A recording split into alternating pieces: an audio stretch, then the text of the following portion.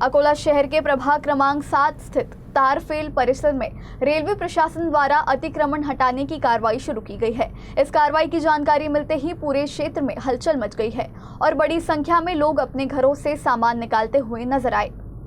अतिक्रमण हटाने की इस मुहिम के दौरान क्षेत्र में भारी पुलिस बंदोबस्त तैनात किया गया ताकि किसी भी प्रकार की अप्रिय घटना न हो और कार्रवाई शांतिपूर्ण तरीके से पूरी की जा सके। सूत्रों के अनुसार रेलवे प्रशासन और स्थानीय प्रशासन ने अतिक्रमण कर रहे लोगों को सुबह 10 बजे तक का समय दिया है। इसके बाद बुलडोजर के माध्यम से अतिक्रमण हटाने की कार्रवाई शुरू की जाएगी। प्रशासन की चेतावनी के बाद कई परिवार स्वयं ही अपने घर खाली करने और सामान सुरक्षित स्थान पर ले जाने में जुट गए। सुबह से ही महिलाएं, बुजुर्ग और बच्चे अपने वर्षों पुराने घरों से सामान निकालते दिखाई दिए, जिससे पूरा माहौल भावुक हो गया। स्थानीय लोगों का कहना है कि उन्हें पुनर्वास और वैकल्पिक व्यवस्था की उम्मीद है, जबकि प्रशासन का कहना है कि रेलवे की जमीन से अतिक्रमण हटाने की प्रक्रिया नियमों के अनुसार की जा रही है। फिलहाल पूरे क्षेत्र में प्रशासनिक अमला सक्रिय है और सभी की नजरें बुलडोजर कार्रवाई पर टिकी हुई है। या ठिकाणी अतिक्रमण, रेल्वे अतिक्रमण आलेलं आहे आणि बरेच वर्षापासून आम्ही इथं जवळपास 40-50 वर्षापासून आम्ही इथं आमच्या आजोबाच्या काळापासून आम्ही इथं राहत आहे।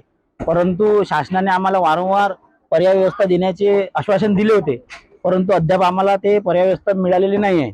आम्हाला आतापर्यंत हे सांगण्यात आलं होतं की तुम्हाला पर्याय व्यवस्था मिळणार आहे, परंतु आम्हाला कुठलाही आता निर्देश न देता अवघ्या एका दिवसाच्या आतच कालपासून एकदम इथं पोलीस तैनात झालेले आणि आम्हाला शासनाकडून हेच सांगण्यात आलं की तुम्ही जर आम्हाला सहकार्य करणार नाही तर तुम्हाला आम्ही लाठीचार्ज करू किंवा तुम्हाला आम्ही पण सहकार्य करणार नाही। त्यामुळे आता इथं सगळं मजूर वर्ग आहे आणि सर्वांना इथे सर्व मजूर काम आपलं सोडून आता कोणी 2 दिवसापासून इथे जेवलं सुद्धा नाही, कोणाची चूल सुद्धा पेटलेली नाही आहे। 27/7/2018 रोजी अश्वित कुमार पांडे कलेक्टर असताना त्यांना आम्हाला आश्वासन दिले होते की जोपर्यंत तुम्हाला पर्याय व्यवस्था भेटत नाही तोपर्यंत प्रशासन तुम्हाला हटवणार नाही। त्यानंतर आम्ही वारंवार कलेक्टर ऑफिस, आपले पालकमंत्री सध्याचे आकाश पुणकर यांना सुद्धा भेटलो ते त्यांनी सुद्धा आम्हाला आश्वासन दिले की जोपर्यंत तुम्हाला पर्याय व्यवस्था होणार नाही तोपर्यंत आम्ही हटवणार नाही।